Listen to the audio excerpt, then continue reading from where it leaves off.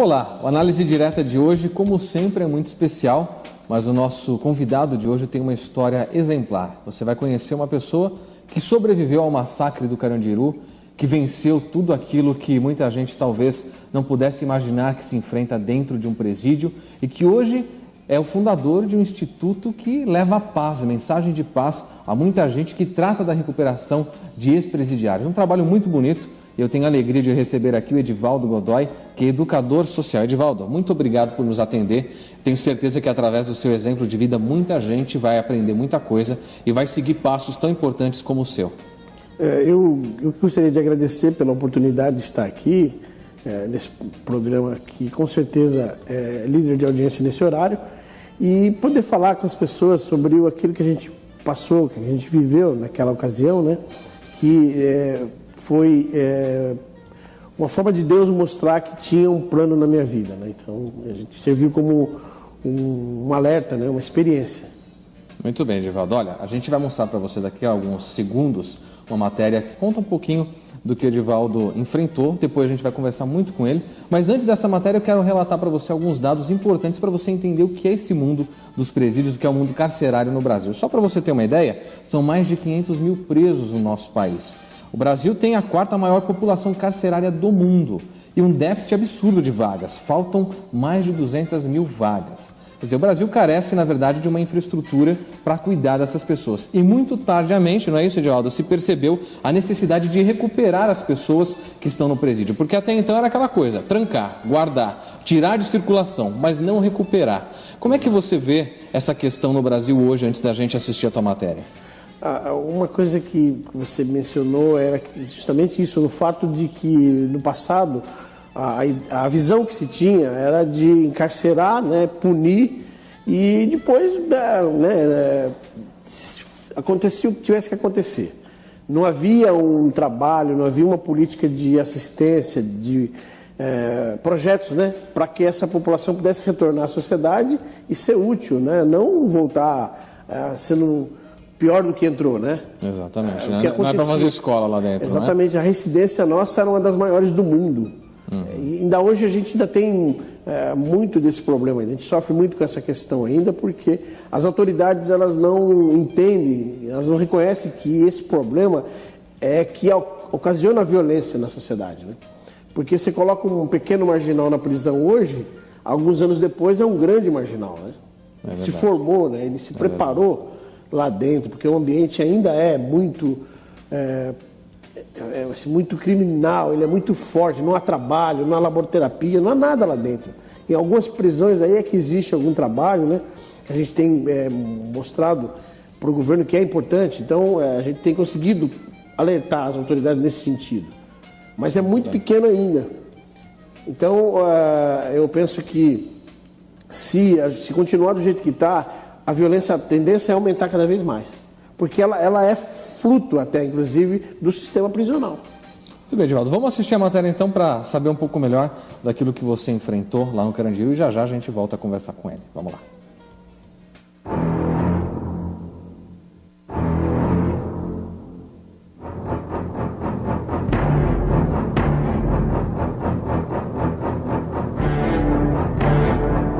Quando chegava o bonde, então os presos recebiam de maneira, sabe, esquisita, porque ficava aquela gritaria, né?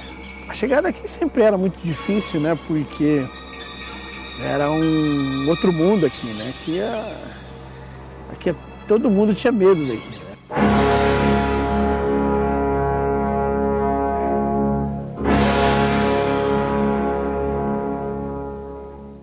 Este homem é um dos sobreviventes do Carandiru. De rosto tranquilo e voz serena, hoje ele relembra o passado. Acusado de roubo a banco, ficou preso por 14 anos na maior penitenciária da América Latina.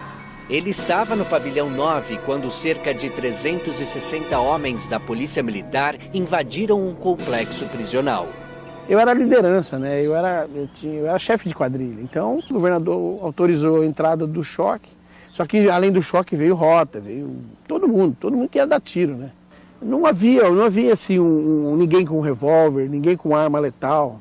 O que havia eram facas, mas quando o choque entrou, o choque mandou que ele dominou, ele mandou jogar, as armas já foram jogadas, era o que acontecia.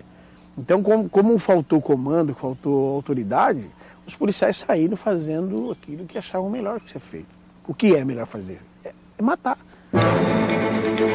Para quem via a penitenciária do Carandiru do lado de fora, talvez imaginava o que acontecia lá dentro.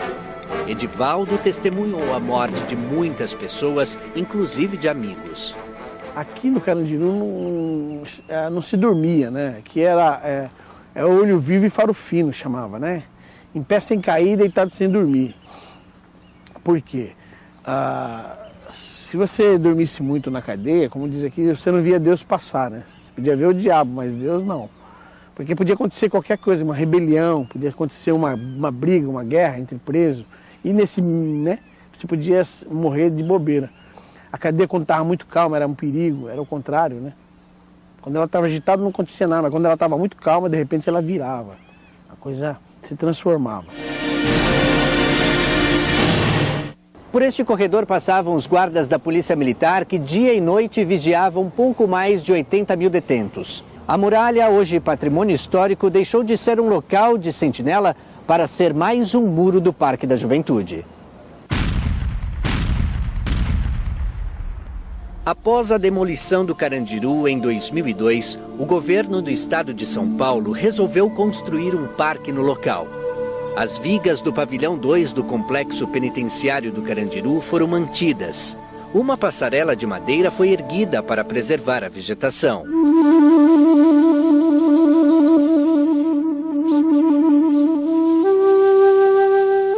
Porque a população já pedia isso ao governador, que fizesse aqui um parque, por tudo que aconteceu em volta disso, né? Então aqui no centro de Santana não tinha esse espaço para a população. Passeando pelo Parque da Juventude, o ex-detento de 50 anos relembra onde ficavam os pavilhões do Carandiru. Aqui a gente está vendo o que restou da muralha externa do pavilhão 9. Esse pavilhão era o mais violento de todos, foi onde aconteceu a rebelião. E indo para cá, nós estamos aqui diante da muralha que separava o pavilhão 8, cortar o chão, fazer o tatu, até chegar no riozinho. E chegando no riozinho dava para ir embora. Uma vez foi 60 fugindo daí. Iam nadando? Não, saía e já caía na Zaquinache ali e já ia embora. Aí já saía assaltando o carro e foram embora, né? Foram uma parte, a polícia veio, matou alguns, foi uma situação terrível que aconteceu aí. 20 anos depois do massacre do Carandiru, nenhum agente público foi punido. O comandante da operação Ubiratã Guimarães, condenado por coautoria nas mortes, foi assassinado em 2006. Não há provas de que Ubiratã teria sido assassinado por causa do massacre. Pouco mais de 58 famílias foram indenizadas pelo Estado. A Justiça de São Paulo decidiu que 28 dos policiais militares acusados por matar os 111 presos no pavilhão 9 do Carandiru vão a júri popular no dia 28 de janeiro de 2013. Edivaldo, o ex-detento, tem uma certeza. Hoje ele pode caminhar tranquilamente pelo local que antes não trazia paz para ele.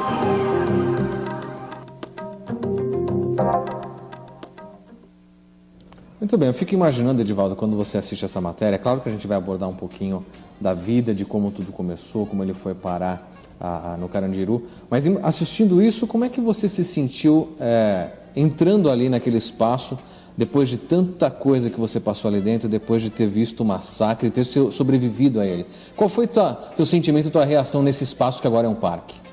Olha, eu fiquei muito feliz em poder contemplar aquilo ali, né? Saber que hoje é um espaço onde a juventude, as crianças, as famílias, né? Enfim, toda a população daquela região de São Paulo pode ir ali e desfrutar de todas aquelas coisas boas que existem ali.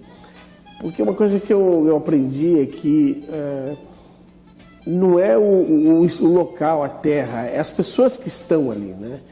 Você vê que antes era um local de morte, um local de sofrimento, né? Quando era o Carandiru.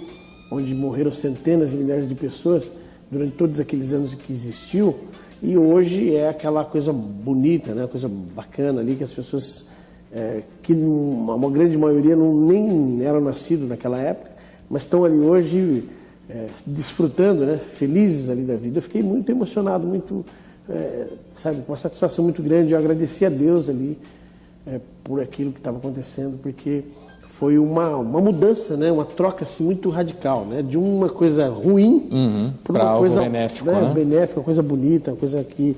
Eu voltei lá depois, inclusive depois da matéria, para contemplar mais uma vez, né? Aquela coisa que é ali, e as pessoas também, convido as pessoas que puderem um dia estarem ali e fazer assim a comparação, né? Aliás, eu queria aproveitar também que a gente acabou de assistir esse vídeo, e algo que mexeu muito comigo nesse momento foi assistir a implosão. Você chegou a ver pessoalmente essa implosão? Você esteve lá no dia? Eu estive lá a convite do governador Alckmin, né, que era o governador na época, inclusive, da implosão. Foi na outra gestão dele, Foi na outra né? gestão dele. E como é que foi para você assistir pessoalmente a implosão de um local de tanta, sei lá se podemos dizer dessa maneira, mas onde houve tanta desgraça, não é?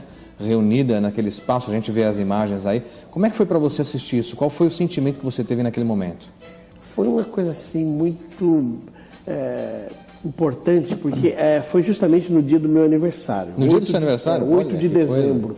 Foi o dia da implosão. E foi como um presente de aniversário que eu ganhei. Podia para as pessoas serem um monte de coisa, mas para mim em particular era como um presente de Deus, assim, sabe? Olha, tá vendo aqui um lugar onde você viu tanta coisa, onde você sofreu e hoje está sendo destruído, né, para nunca mais existir, né? Uma coisa tão maléfica como aquilo lá. Então para mim foi assim um presente. Eu fui convidado pelo governador, pela assessoria dele, né, no Palácio Bandeirantes na época, que eles sabiam da história. Inclusive o coronel Biratã também estava lá no dia, a gente conversou, né, se falou, porque eu não guardo rancor, não guardo ódio de ninguém, porque isso não leva a nada. E a gente se falou sobre a questão que houve. Ele não era tão culpado como, né, só o único culpado, porque ele era um dos comandantes, né. Claro. Havia outros coronéis, havia outros capitães, outros oficiais ali.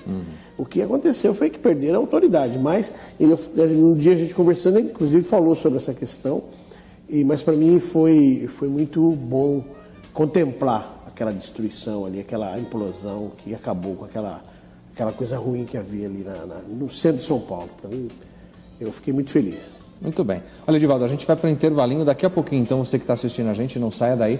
A gente volta para continuar falando e agora a gente vai entrar então um pouco na história do Edivaldo, falando um pouquinho de tudo que aconteceu antes, durante o momento todo que ele passou ali, os momentos, né, os anos em que ele esteve no Carandiru e o que aconteceu depois. Não saia daí, o Análise Direta volta já.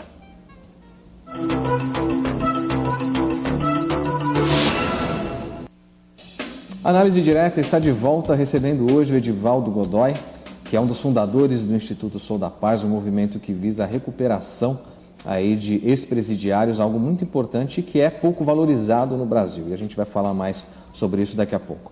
Agora o Edivaldo tem uma história muito interessante. Órfão de mãe, ele foi criado basicamente pela avó, porque o pai tinha problemas com bebida alcoólica, não é isso? E muito cedo ele deixou a cidade de Catanduva, no interior de São Paulo, onde ele nasceu, e veio para São Paulo para se aventurar. Aqui em São Paulo, como acontece com muita gente, teve dificuldades, acabou se envolvendo com pessoas erradas e aí foi que tudo começou, acabou se enveredando pelo mundo do crime.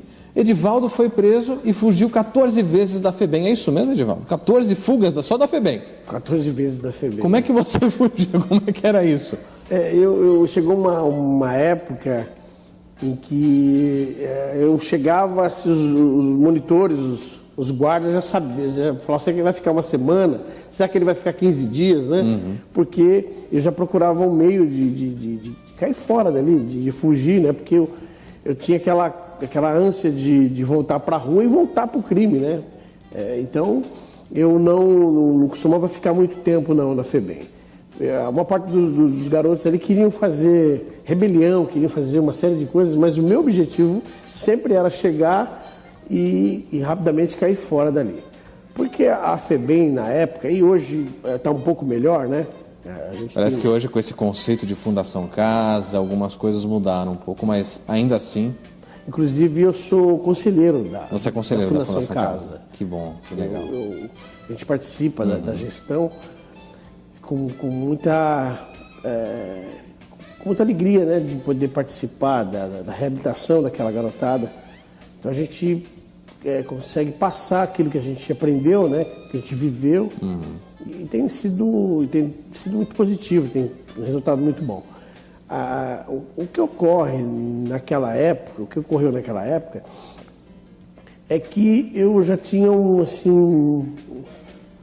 uma tendência para não para o mal, mas para coisa ruim, né? Eu já tinha então eu queria dar um jeito, fazer uma forma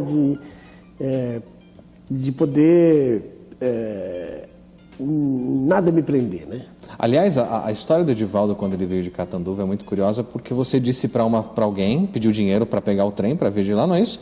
E disse para a pessoa que você ia visitar a tua mãe, e aí meio que já foi uma coisa bloqueada, logo de cara.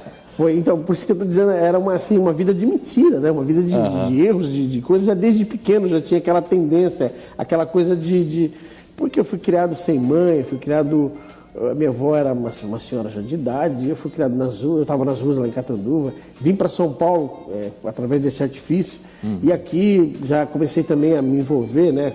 Se bem que lá era uma coisa que era totalmente diferente, lá era uma coisa simples, pequena, né? E aqui o crime já estava já bem adiantado. Então, engraçado que eu não sabia, não tinha assim, o conhecimento da cidade, mas eu tinha uma coisa que era muito importante, foi importante na minha vida e tem sido importante até hoje, é que eu tinha um espírito de liderança, né? De chefe. Eu nunca gostei de ser mandado, eu gostava de mandar. Então, pode ser até um defeito, né? Mas faz parte da minha natureza. Então, eu comecei a pequenos delitos, a coisas simples, e aí comecei a liderar a molecada. Né? Você que reunia o pessoal e falava, vamos roubar não sei o quê. Era você que coordenava isso. Exato. Aí, os moleques, as meninas que fugiam da FEBEM, vinham para onde eu estava, né? Porque eu não deixava faltar comida, a gente se organizava, né? Entendi. A gente não ficava num lugar onde a polícia podia nos prender, que nem o viaduto Minhocão aqui. Antes, a gente entrava num lugar do viaduto e saía no outro, né? Na Santa Cecília, a gente saía aqui embaixo, por dentro do viaduto. E dá para andar por dentro do viaduto. Entendi. A caixa dele. E era essa forma que vocês tinham para se locomover e praticar os delitos. Agora, Edivaldo, o que te levava a fazer isso nesse momento? Era a possibilidade de uma vida fácil, de ganhar dinheiro de uma forma rápida e fácil? Olha, eu tinha um ditado que eu usava muito. Eu não sei se era correto ou não. Até hoje eu não parei para analisar, porque ele me serviu naquela época. Que dizia assim, a necessidade obriga a capacidade. Então eu tinha uma necessidade de comer, de ter um local, de fazer aquilo que eu achava que devia fazer, e tinha capacidade para realizar isso. Então eu juntava as duas coisas. Eu sem dúvida que era uma coisa muito errada, era uma vida errada. Claro. Tanto é que hoje eu sou um cidadão, tenho uma vida normal e luto, né? Meu trabalho é justamente para que as pessoas possam se conscientizar disso. Mas naquela época eu achava que isso era natural, acho que era normal, porque eu não tinha um parâmetro, né? Eu não tinha ninguém que pudesse me aconselhar, eu não tinha família, eu não tinha ninguém que pudesse me dar uma vida diferente, né? Uma noção da vida diferente. Então, para mim, aquilo lá era aquilo que eu sabia fazer, aquilo que eu sabia, era o mundo meu, né? Era o meu mundo, o submundo do crime, era aquilo que eu sabia viver. E isso foi até... no Carandiru, depois de muitos anos ainda, eu tinha uma noção, uma visão criminal, né? Eu era um criminoso, eu era um delinquente, um marginal. Então eu vivia como marginal, pensava como marginal, e para mim era natural isso daí. Agora, Edivaldo, o menor infrator, né, o menor de idade, na verdade, de um modo geral no país, tem uma vantagem que é quando ele completa 18 anos, quando ele passa a maioridade, a ficha criminal, digamos dessa maneira, é zerada, morre. Tudo que ele praticou antes disso acaba. Você passou por isso, completou 18 anos e mesmo assim depois, então, prosseguiu até que foi parar no Carandiru. O que aconteceu nesse momento em que você passou a maioridade, em que você tinha possibilidade, de repente, de mudar de vida? Por que você decidiu continuar? E em que momento que você foi, então, para o Carandiru? Como é que foi essa mudança de fase para você? No meu caso, não houve essa possibilidade assim, de analisar quando eu tenho 16, 17, 18... Não, porque eu acho que a maioria não para pensar nesse momento. Não havia condições de parar, porque primeiro é que eu estava sempre fugindo da polícia. Estava sempre corrido, escondido. Então eu não tinha muito assim noção de uma vida normal, assim, olha, meu aniversário, que nem hoje eu comemoro, se bem que depois de uma certa idade você não é bom nem comemorar, né? Mas você lembra o aniversário, não comemora. Mas eu já tenho uma noção, tenho o aniversário do meu filho, né? Das pessoas que estão em volta, né? Dos meus amigos, então hoje a gente tem uma noção concreta do que é, a importância que tem essas datas, essas coisas. Mas naquela época não.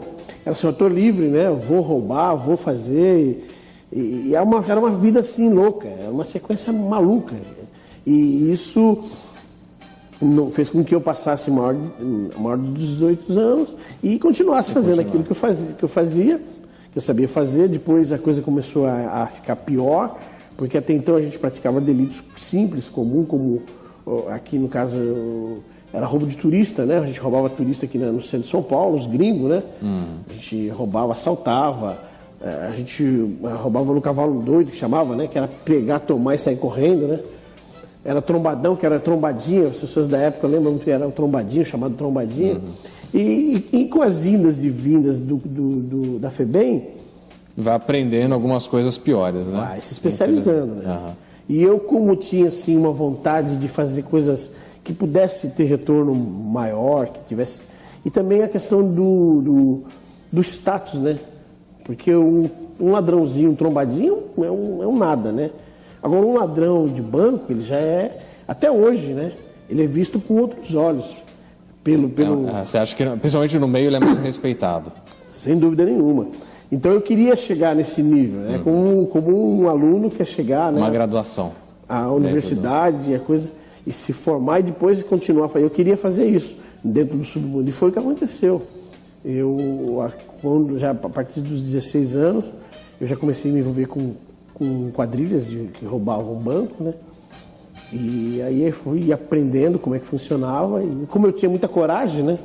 Eu era muito atirado, assim, muito... Então eu fui. A primeira vez que perguntaram para mim se eu já tinha roubado algum banco, eu nunca tinha visto, né? Como que funcionava o roubo de banco. Mas eu falei que sabia, só para não falar que não sabia, né? Aí me levaram para mim a primeira vez. Aí deu certo, porque eu fui com aquela garra, aquela coisa toda. Aí o pessoal me aprovou, eu fui aprovado. A partir dali, eu continuei com outros pessoal, depois montei a minha própria quadrilha. Aí você passou a ser o líder da quadrilha. Aí eu recrutei alguns que já estavam comigo, outros que eu conheci, e a gente começou então a roubar nós mesmos. Foi quando eu fui preso. Eu fui preso em Porto Alegre, eu estava fugindo. Em Porto Alegre. Qual foi o crime que te fez ser levado para o Carandiru? Foi roubo a algum banco? Bancos. Banco. Esse momento que você foi preso e levado para o Carandiru, que quantia você roubou? Você lembra de como é que foi esse momento? Olha, nós tínhamos roubado na época, era o Banco Safra. E os irmãos Safra ofereceram, além do coisa, ofereceram um prêmio. É mesmo? Para quem pudesse pegar essa quadrilha que tinha roubado já 5 agências deles. Então os policiais ficaram doidos, né? Porque além da questão vamos dizer assim, do caráter de prioridade que nós tínhamos, né? Da polícia prender a gente. Ainda tinha a cabeça prêmio, literalmente, né, Edivaldo? Tinha um bônus, né? Para aqueles policiais. Então os caras ficaram malucos atrás da gente. Nós tivemos uma sequência assim, houve uma troca de tiro. Um dos meus parceiros foi baleado e foi morto. E eu fugi e fui para lá em Porto Alegre. Em Porto Alegre. E fui preso lá em Porto Alegre, pela Polícia Paulista e a Polícia Gaúcha. Muito bem. Aí de lá te transferiram para São Paulo? De lá eu vim de avião, me trouxeram. Eu estava procuradíssimo, né? Saíram notícias populares aí naquela época, né? Direto. Que coisa. A mídia da época, né? Em cima. E aí eu fui preso lá e trazido para São Paulo. Já daqui fiquei no DEI com 3 dias, daí desci para o Carandiru. Aí foi para o Carandiru. E ali foi que começou toda a trajetória onde você enfrentou e liderou. Ele liderou, inclusive. Você viu que ele mesmo assumiu a característica de líder que ele tem e liderou algumas rebeliões de colocar fogo em colchões, que a gente vai conhecer um pouco mais daqui a pouco no próximo bloco. Quanto tempo você ficou no Carandiru? Olha, no Carandiru ao todo foram 14 anos. 14 anos. Lá. Porque eu tive ao todo 20 anos preso, né? Mas o restante foram nas outras penitenciárias do Estado, né? Foi no sistema prisional do Estado de São Paulo. Muito bem. Ali no Carandiru, a gente vai daqui a pouco conversar um pouquinho sobre alguns momentos, mas você algumas vezes, por liderar a rebeliões, colocar fogo em colchões e tudo mais, foi para a solitária. Foi na solitária que você percebeu que era o momento de mudar de vida. Como é que foi isso antes da gente ir para o intervalo? Foi um fato que, assim, interessante, que nós tínhamos feito uma tentativa de fuga e já sabiam que era eu, né, que eu fui preso lá e que sabia que o cabeça era eu. Então eu fui isolado dos demais e fui colocado no RO, era o regime de observação. Era o mais complicado de todos, porque havia a cela forte, né, onde ficavam os que iam para o castigo, e tinha o RO, que era a solitária. Você não sabia quando era dia nem quando era noite, porque era no fundo, era no porão, lá do pavilhão. Até aqui a gente conversa sobre isso, Edivaldo, porque depois do intervalo é que você vai saber o que aconteceu dentro desse RO, dessa solitária, tudo escuro, onde não se sabia se era dia ou noite, se chovia ou se tinha sol. Isso. E foi ali que ele teve um momento em que decidiu mudar de vida. A gente conversa sobre isso daqui a pouquinho, não sai daí.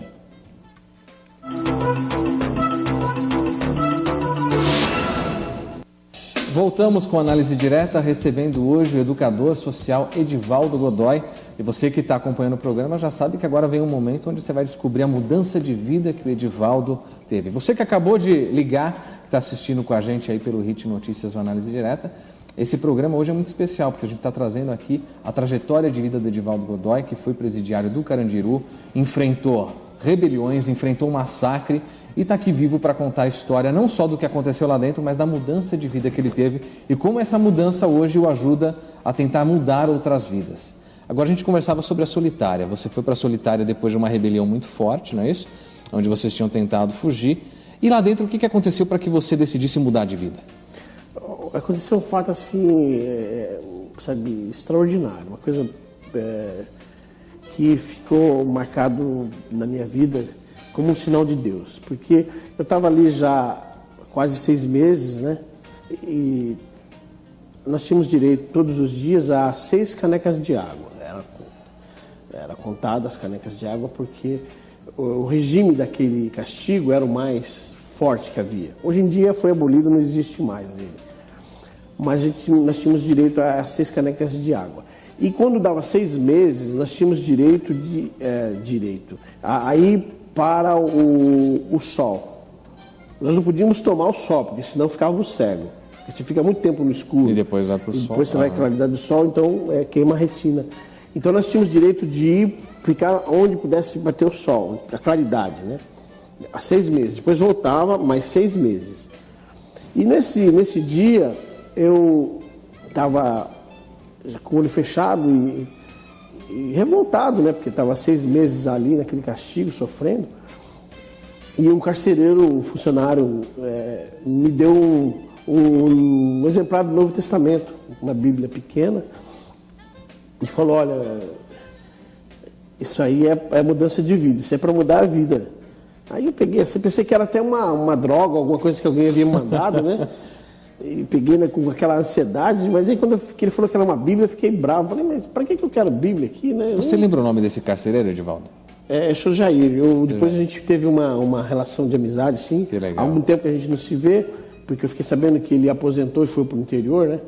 De certa forma, ele foi meio que um instrumento, não sei de que forma você vai ler isso, mas para a tua mudança de vida, né? Sem dúvida nenhuma, foi um anjo de Deus que não só no meu caso, inclusive outras pessoas também, ele conseguiu ganhar outras vidas, né? Deus usou ele para que pudesse mudar a vida de outras pessoas também. Foi eu tenho certeza que está vivo, é uma pessoa assim, muito especial para Deus e para mim. E aí você pegou aquele Novo Testamento e aí começou a ler e gostou do que leu? No começo, como a claridade doía os olhos, né, eu comecei falei, vou tentar aqui. Aí comecei, né, lendo e me aborreci. Falei, não, mas... Aí começou aquela coisa que começou a entrar no meu coração, sabe? Eu comecei, aí eu li o dia inteiro, eu gostava de ler, né? Eu gostava de ler, mas eu nunca li a Bíblia, eu nunca tinha lido a Bíblia. Mas eu gostava de ler gibi, né? Eu gostava, mesmo na rua, quando eu estava, eu gostava de ler gibi. Aí eu comecei a ler e aquilo foi entrando no meu coração, foi abrindo assim a minha mente. Aí eu comecei a ter ansiedade de poder ter momentos para poder ler. Como nós estávamos no RO e não havia iluminação, esse Sr. Jair, ele conseguiu que aqueles que quisessem ler a Bíblia podia ficar 1 hora todos os dias para sair para esse lugar onde havia só os que queriam ler a Bíblia. Só para ler a Bíblia. Só para ler a Bíblia, para fazer. Então o diretor autorizou ele. Que coisa. Então a gente uns saíam para poder utilizar de forma indevida aquela hora, né, só para sair mesmo. Mas para mim era importante aquela hora, porque eu conseguia ler o maior número de capítulos e versículos, né? Então aquilo que eu ia lendo, ia entrando no meu coração, ia abrindo a minha mente e fazendo a minha cabeça e fazendo a minha vida, sabe, mudar e eu raciocinar o quanto eu havia errado e o quanto de vida eu tinha para frente para fazer as coisas certas e poder consertar aquilo que eu havia feito de errado. Então foram horas, assim, aquelas horas eram especiais, eram muito importantes para mim e eu consegui ali, fiquei mais 6 meses.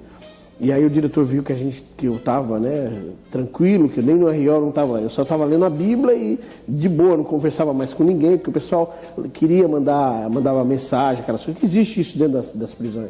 Mas eu me isolei, mesmo lá dentro eu não queria mais contato. Aquele que liderava as rebeliões de repente mudou e não queria mais participar dessas coisas. Impressionante. E foi acalmando o meu ânimo, foi mudando o meu coração. E quando eu saí, eu entrei um líder perigoso, vamos dizer assim, e saí um cristão, sabe, um inofensivo.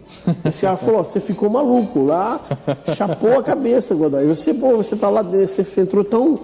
Né, nós estamos precisando de você aqui, que nós estamos com uma série de coisas para ser feita e estamos esperando a sua opinião para você... E eu falei, não, a opinião eu tenho que ler aqui, que eu estou pesquisando aqui um negócio muito importante aqui, né? Mas isso é sobre um profeta, isso é maluquice, Godoy? Eu falei, não, é uma coisa que para mim faz parte da minha vida agora, eu quero isso. Então, Edivaldo, isso aconteceu antes do massacre, essa tua mudança. Isso certamente mudou a tua forma de pensar na vida, não é isso? Acho que a partir do massacre você... Aliás, acho que é até importante a gente falar, como é que você enfrentou o massacre com essa nova visão de vida? Como é que você conseguiu sair vivo daquela situação? Então, justamente o que aconteceu foi que, assim, pouco tempo antes, foi uma coisa de um ano antes, se for ver, um ano antes de acontecer o massacre. Então, nós criamos depois, nós conseguimos criar alas, lugares onde as pessoas que queriam servir a Deus, pudessem morar juntas. Pudessem ter um xadrez, né? Como eu era uma liderança... E as pessoas tinham muitos amigos, vamos dizer assim, que eram também líderes, então eles deram uma oportunidade para mim fazer isso. Falaram, então não pode mexer com ele, porque o cara mudou, ficou maluco, mas ele é amigo da gente. Né? Foi meu chefe. Eles te respeitavam. Então, ele quer xadrez, dá um xadrez para ele. Ele quer levar os caras com ele, leva esses caras com ele. Deixa ele... E aí eu fui fazendo isso aí com o pessoal, com esse funcionário. Depois a gente fez contato aqui com o pessoal, para que nos mandassem Bíblias, mandassem literatura, né, evangélica, e aí alguns irmãos pudessem ir nos visitar aos domingos, né, porque a gente tinha fome e sede da palavra, né, a gente queria aprender, queria conhecer melhor. E nós então tínhamos, quando aconteceu a rebelião, nós já tinha 5 xadrez, que era evangélico. Então a gente conseguia... Foi o que aconteceu no dia, a gente conseguia muita coisa assim no sentido de tentar apaziguar, né? Tentar controlar, tentar diminuir a violência. E no dia que aconteceu, isso foi uma briga que houve no dia anterior, né? Por causa de droga. Morreu 4 pessoas, que eu me lembro. E aí houve a retaliação, porque havia a questão da Zona Sul, Zona Norte. Naquela época havia muito essa coisa, né? Hoje não tem mais isso aí, porque hoje em dia é uma coisa só. Criaram uma coisa esquisita aí e virou uma coisa só. Mas naquela época ainda havia essa disputa de regiões de São Paulo. E aconteceu por causa o massacre, foi consequência, né, ou foi uma somatória dessa confusão. E então a gente conseguiu normalizar, mas no dia seguinte ela teve uma coisa muito pior. E aí não teve como controlar, não havia como, porque num pavilhão onde havia quase 1.500 homens, né? Muita coisa, né? São 5 andares, um prédio gigantesco, como era o pavilhão 9. Todos os pavilhões, né? Eram muito grandes os pavilhões. E o pavilhão 9 era o maior de todos. E aí resultou nessa barbárie que aconteceu, aí, essa coisa terrível, no qual ceifou centenas de vidas, sem querer falar quem era culpado ou inocente, né? Mas se estavam ali sobre a guarda da justiça, o mínimo que se podia imaginar era que havia proteção, né? do Estado, né? Agora, no momento em que, eu não imagino, eu acho que ninguém pode imaginar, só você que assistiu é que sabe o que se passou naquele momento. Mas eu imagino que alguns guardas entraram atirando, enfim, como é que foi. Mas como é que você escapou desses tiros? Me parece que tem uma situação em que você se escondeu num buraco. Conta pra gente um pouquinho disso. O que aconteceu foi o seguinte, foi um corre-corre e como eles perderam a Polícia Militar, porque foram ali para lá vários batalhões, o Choque, a Rota, o GOI, toda a especialização da Polícia do Estado de São Paulo foi para lá. Foi tudo que tinha, até a Guarda Noturno foi para lá, acho que todo mundo que tinha um revólver foi para lá. E ali, cada batalhão, existe um comando, né? Existem os oficiais daqueles lá. E os soldados, eles respeitam os seus oficiais. E o que foi que aconteceu? Eles perderam o comando e matando, né, indiscriminadamente, colocando a arma dentro da cela e dando tiro à vontade, munição à vontade. Então o pessoal aproveitou para matar. E eu fui baleado na perna, no corre-corre eu fui baleado na perna, porque havia o pessoal do canil, os cães, né? E então eles iam cheirando o pessoal e em alguns casos ficavam dando tiro de misericórdia. E eu caí, e caiu o Marquinho, ele ficou em cima de mim morto. Que era um dos seus amigos. Era um dos amigos. E aí eu fiquei como morto. Eu fiz de morto. Você fingiu que estava morto. Eu fingi de morto, mas baleado, como eu estava baleado, sangue na roupa toda, e aquele sangue, porque corria rios de sangue ali. Porque a matança foi tão grande, parecia um matadouro, né? Um frigorífico, uma coisa assim. Sangue escorrendo para todo lado e aquela correria, aquela coisa, um inferno. Quem assistiu o filme, aquele retrata mais ou menos. Eu trabalhei no filme, ajudei a montar mais ou menos como é que foi, né? A adaptação. Então a gente mais ou menos o que aconteceu. Mas a coisa foi terrível, foi uma coisa complicada e eu fiquei ali como morto até que a Polícia Militar saísse. Porque chegou uma hora eles cansaram de matar. Eles mesmo começaram a se... O que nós fizemos? O que aconteceu? Cadê os soldados procurando os oficiais? Em vez dos oficiais procurar seus soldados, né? Por isso que é uma coisa assim meio que complicada essa questão do julgamento, porque não dá para dizer quem é o culpado, né? Envolve muita coisa nessa. Todos são culpados, não há inocente, não há ninguém. Isso. Edivaldo, a gente está caminhando para o encerramento do programa, mas foi muito importante trazer você aqui hoje para que a gente pudesse relatar o quanto você mudou de vida e o quanto isso tem sido importante para mudar outras vidas.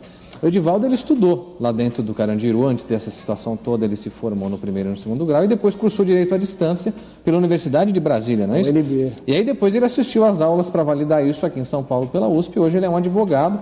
E aí decidiu fundar o Instituto Sou da Paz, que é um instituto que combate a violência.